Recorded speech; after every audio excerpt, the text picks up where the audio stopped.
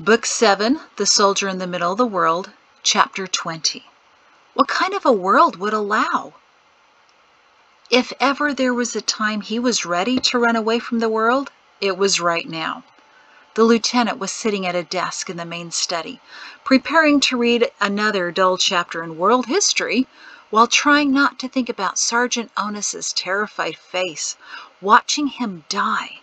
Was there something more he could have done? Step out in front of the general. But that would have been useless. It'd been over 2 hours ago, but still his face stung from Thorn's slap. He hadn't said another word to the general since. While the general and the majors marched to the fort in front of the bodies which the execution squad carried, the lieutenant headed into the mansion. Slither watched him throw himself angrily in a chair and snatch a textbook from the pile. From the window, Slither motioned to someone, probably Thorn. The professor showed the remarkable good sense, or maybe even more remarkably, pity, in not speaking to the lieutenant, but that wasn't happening either, because he couldn't focus on any of the words. Slither didn't seem to notice as he, too, aimlessly turned pages in a book. Maybe this had been his first execution as well. The study was quiet. The only sound a scratching outside as 2 maids swept away the bloody gravel. The lieutenant's eyes blurred, thinking of another book he'd read over a year ago. Nowhere in the history of the Shin Zenas years was there any mention of executions. No lives were ever taken outside a battle, and even then restraint was demonstrated in taking prisoners instead of killing them. Not that it mattered much, because the Garter prisoners then killed themselves. And while Colonel Shin had sent men to their graves, over 50, none were killed as the 2 men were executed today. The lieutenant scanned the world history page in front of him and was surprised to focus on the first execution squads were created by High General Per Shin to put an end to the proliferation of Garter spies living in Idemia, intent upon undermining their king. Seeing the name Per Shin startled him, until he realized it wasn't him but his great-great-grandfather. Thorn hadn't created execution squads. His own ancestor had. The words sat heavy on his mind, like 2 dead bodies pushing him deeper into his chair, as he read how his ancestor developed such a crude method of punishment. At the time, a small faction of Garters were suspected of living in Idemia, trying to destroy the leadership that forced their families into exile. High General Shin, through his own spy ring, gathered evidence and presented the case of treason against 27 individuals. Each man was tried, 18 were found guilty, and summarily executed by the simultaneous sword plunges of no fewer than 10 soldiers. The reason for that number, High General Shin argued, was that no member of the execution squad would feel undue remorse in taking the traitors' lives. He could believe the blades of the other 9 men killed the man. The selection of those in the execution squad was determined. He took no pleasure in it. There was never any cheering. The lieutenant stopped reading. It doesn't matter, he thought back. Per saw no other options. What kind of world would allow? He whispered, but already knew the answer. He was living in it. He tried to devise the fastest and most humane way to execute. None of the squads were permanent, and they were voluntary. He was disturbed for weeks after an execution. He had a hard time sleeping. I think I inherited his sleep problem. The lieutenant stared at the page. He thought he should try to find a quiet place to mourn in private, but oddly, he didn't feel the need to. Actually, he wasn't feeling much of anything beyond a heaviness that numbed every emotion. Strange sensation, isn't it? The longer you're here, the less you feel. You're getting used to the world. Injustice, death, getting back to work after a morning of executions, just another day in the army. The lieutenant closed his eyes. I have no other option, he thought. Just like Per Shin, no other option. That's not true. I told you that you could stay here for a few weeks to help save lives. Those weeks are over." He opened his eyes and stared at the words, "gathered evidence," and "presented the case of treason," and "found guilty." There was a process then, and not all of the men were found guilty. But today there was no evidence, no trial, but assumption of guilt because of, what was it, meeting in the forest? Onus didn't seem to be the kind of man to cause death on purpose. He was planning something, yes, for his own profit, but Thorn didn't get to hear it, or Thorn didn't want to hear it. He seemed so insistent on quieting Onus. He must have his own plans, and he wasn't about to let anyone get in the way. The lieutenant clenched his fist. Thorn knew supplies were dwindling, yet he did nothing about it, almost as if he didn't care that thousands of people might die. It's the sheep and the wolves. Back in Pools, Thorn had insisted that all the world needed was a few good rams and ewes to repopulate the flocks. Did he really care so little about the world that he was willing to let so much of it die? The lieutenant stared helplessly. He didn't know what Thorn was up to, nor could he pretend to know anything. He had to admit he was naive, hopelessly stupid about the world and its workings. It was obvious now. No, it had been obvious from the first day when he woke up in the grassy arena to find he'd lost his pack, his plans, and his principles all in one night. He'd been trying to convince himself ever since that he was still on top of everything and knew what he was doing. But he never did. And now he was in a mess. A horrible, bloody, numbing mess. If he said the wrong things, he could be cut down as quickly as Captain Lick, and Thorn would show just as little remorse. He was at the mercy of the most powerful man in the world. And what had he done today? Challenged Thorn repeatedly, even before the army on the steps. The lieutenant recoiled in dread. What would the general say or do when he came home? Was he next for an execution squad? No, he wasn't next, because Thorn still needed him to be his son. He was furious that Onus had used the lieutenant because Thorn intended to use him. Thorn even told him he was his silver chip, just a playing piece in his game. Despite his behavior at the fort in Pools when he acted as a concerned father, he felt no love. He was an actor. The way he chose Major Croup in front of the army last night was nothing more than a hammy scene from a sappy play. But everyone licked it up. Even the lieutenant believed it for a moment, and he felt humiliated as he remembered. The emotion was so intense, the power of the crowd chanting together so moving that it all seemed genuine. But he had looked into Thorn's eyes as he stood on that hill. They were like mirrors, reflecting back only what others expected to see. He suspected the only time he would have seen what was really in the general's eyes would have been this morning, when he entered Thorn's room after hearing him cry out. But Thorn had refused to meet his eyes, because Thorn was hiding plans upon plans, and the lieutenant could see only parts of them. From the sudden choosing of the guide, to the executions, and probably many other events that the lieutenant would not recognize until too late. But one thing was obvious. Salem was at the root, and just how much Thorn knew about Salem, the lieutenant didn't know. But he decided something. He would never let Thorn take Salem. He had to preserve Salem, keep it secure, just like his grandfather had, until the right moment, whenever that might be. And he realized as the thoughts of running away faded, there was only one way to find out what Thorn was planning to do with Salem. He had to remain Thorn's son, and convincingly so.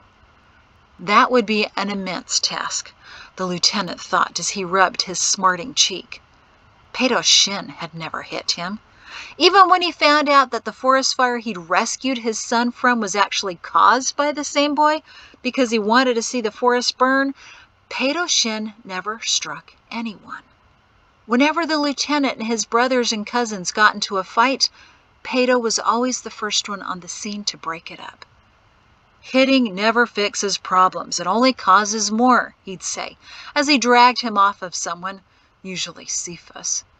The lieutenant had outgrown him when he was 12, but Peido was exceptionally strong despite his lean frame, and could immobilize an enraged man. "You can't force your will on someone," he'd say, as he hauled the flailing teenager to the barn, "and demand that they do what you want.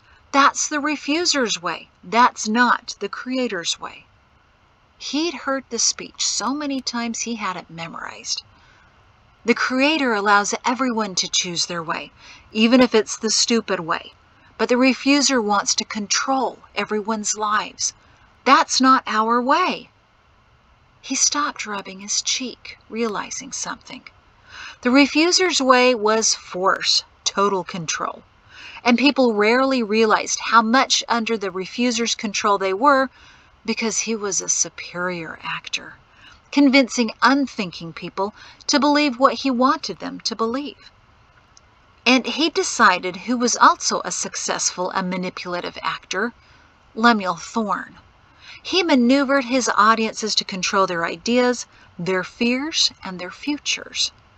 He did it to the lieutenant in pools, then to the fort when he convinced everyone that the hapless Leonard Croup was the guide.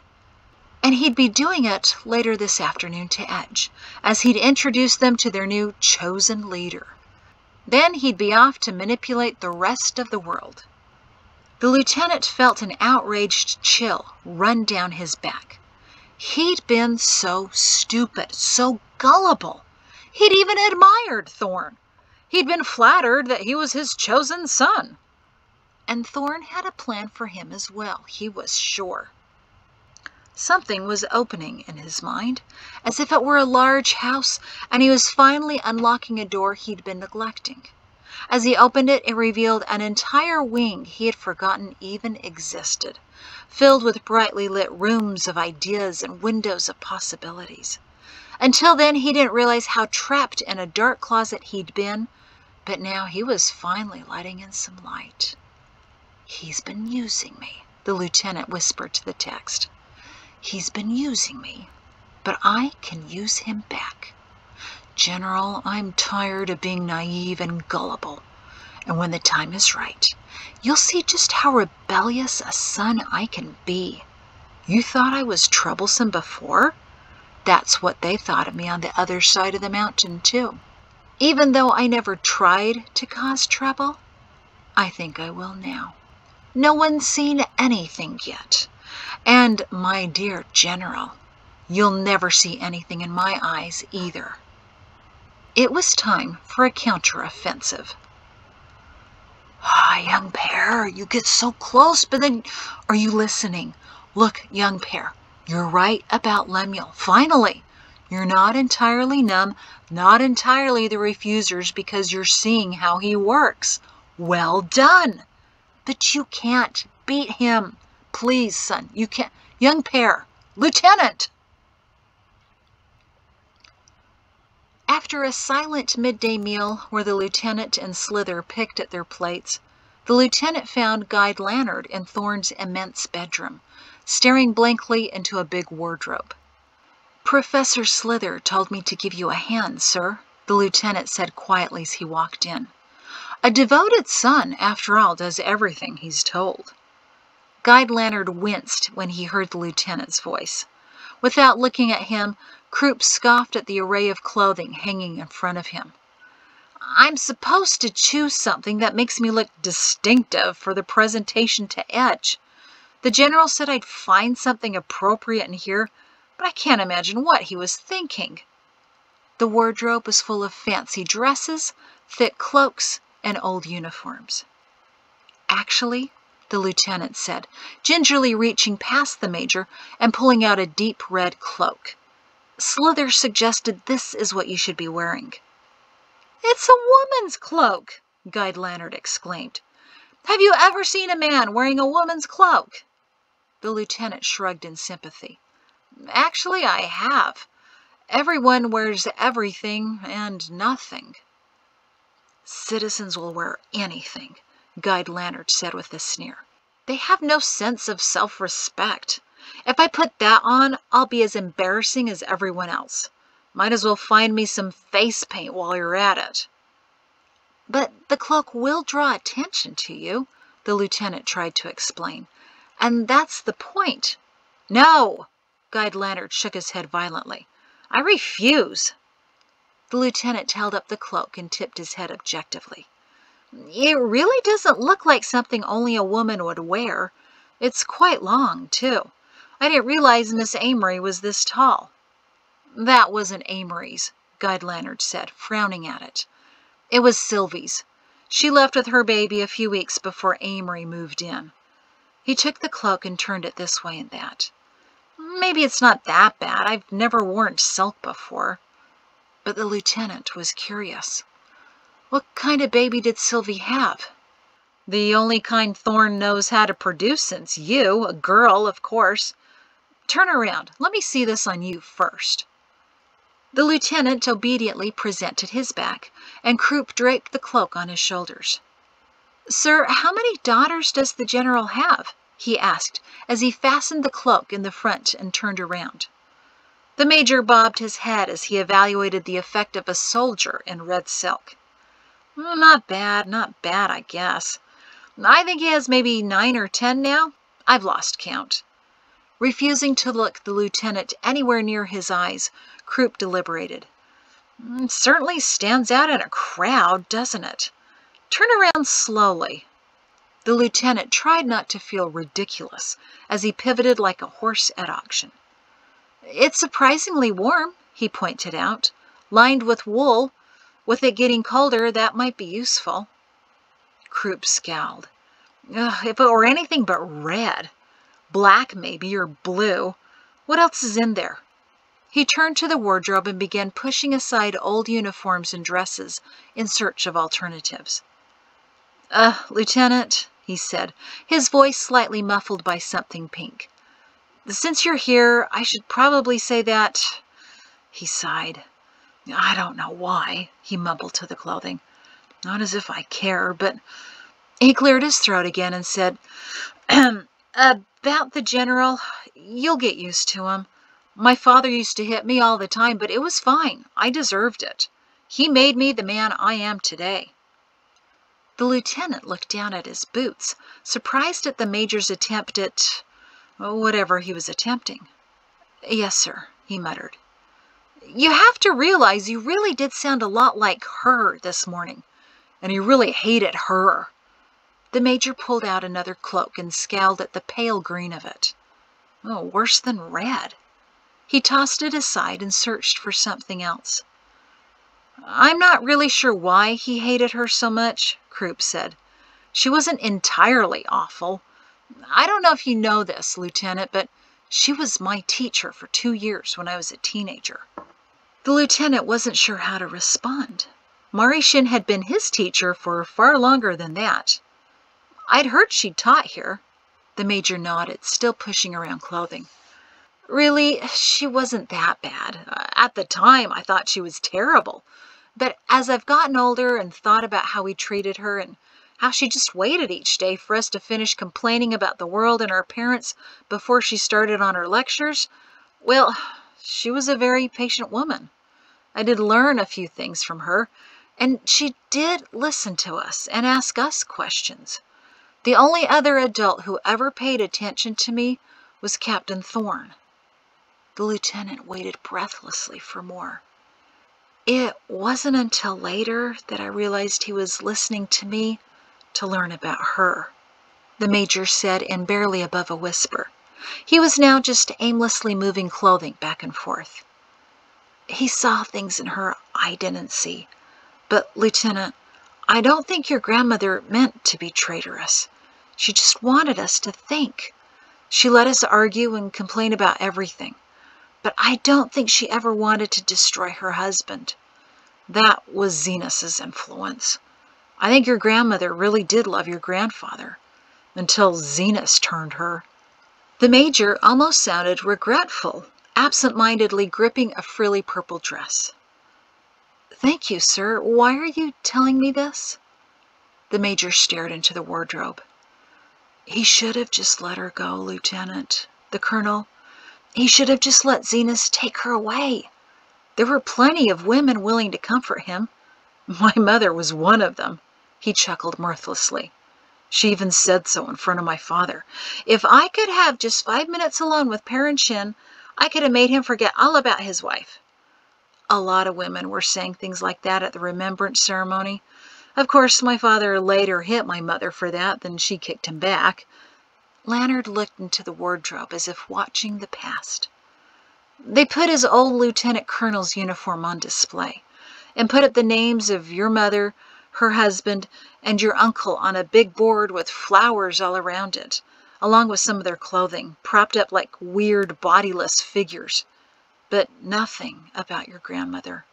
She lived here her whole life, and no one even mentioned her name, or Zenas's. Everyone was crying. It didn't have to happen, Lieutenant. General Thorne was trying to save Perrin Shin. He admired him, you know. He talks more about the colonel than he ever does about his own father. I think Thorne hoped to be an advisor to your grandfather when he was made High General. Somehow Thorne knew what was happening with your grandmother. But I only told him what she taught, nothing else, Lieutenant. I swear it," he declared to a linen dress.